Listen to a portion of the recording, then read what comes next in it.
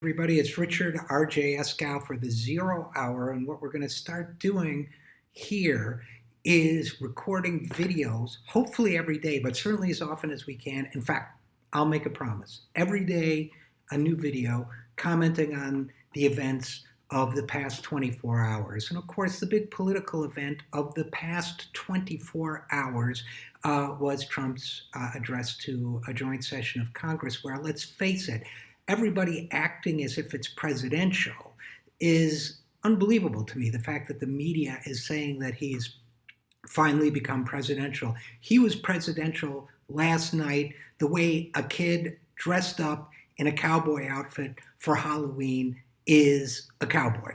It was a pretend performance, but it was one that people, for whatever reason, really bought into. I guess they loved the fact that, look, here's how low the bar is for Donald Trump. The bar is so low that the fact that he finally got around to saying, with something that almost sounded like sincerity, that he was sorry that graves were being desecrated because of the religion of the people buried there, that all of a sudden seemed like a big-hearted move on Donald Trump's part. But look, he tried to strike the right tone. In fact, he did strike the right tone of optimism. A lot of people, see, that's the other thing that people don't get about this speech, is that a lot of people will respond to it because they are hopeless and desperate and they feel that there are no prospects for their future. This is the part that the Democrats don't get. Sure, it's trite. Sure, it's like a kid dressing up in his father or mother's clothes or whatever and pretending to be an adult. But it is also, look, people are really desperate out there. What do people do when they're desperate?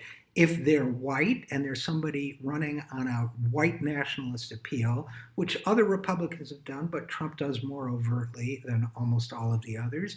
If they're white and they're desperate, yeah, they're going to be, some of them are not going to draw the line at a racist appeal. And underlying all the big rhetoric and the talk of unity last night were some real threads of bigotry.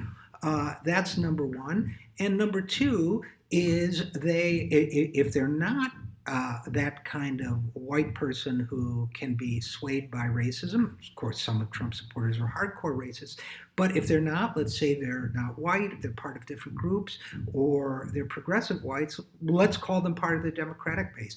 If the Democratic Party does not speak to its own base in terms of hope, in terms of vision, in terms of a better future, what Trump called a nation of miracles, then they're going to stay home. So what do you get? You get more people voting for people like Trump. You get more people who can't bring themselves to vote for someone like Trump staying home out of discouragement. The end result is Donald Trump as president of the United States, Republicans controlling both houses of Congress, 2/3 of the governorships, 2/3 of the state houses, Democratic Party in worse shape than it's been in many, many years. Now, you would hope that the Democrats had learned something from their experience of the last several years, but they're too busy blaming outside factors, apparently, to look back and reflect on their own mistakes. They pushed aside Keith Ellison, who had a new and better vision for the party.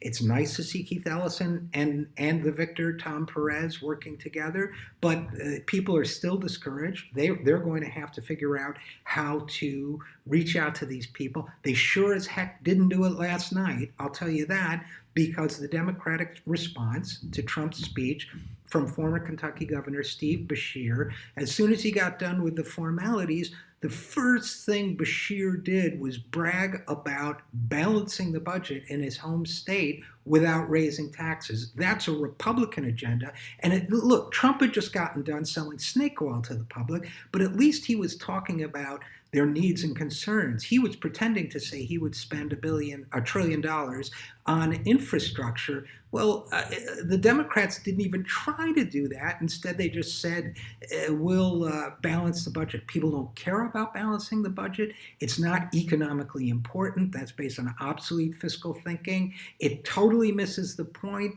It's trying to appeal to a sensibility that doesn't exist anymore. Look, people feel their world is burning down. And if you don't promise to put out the fire, they're going to vote for the guy who's entertaining. If you don't promise to put out the fire, they'll vote for the guy who brings the marshmallows. I hope Democrats get smarter about it. I will have more to say about this speech on this week's edition of the Zero Hour, which will come out on Saturday. Thanks for listening. I'm Richard RJ Eskow for the Zero Hour.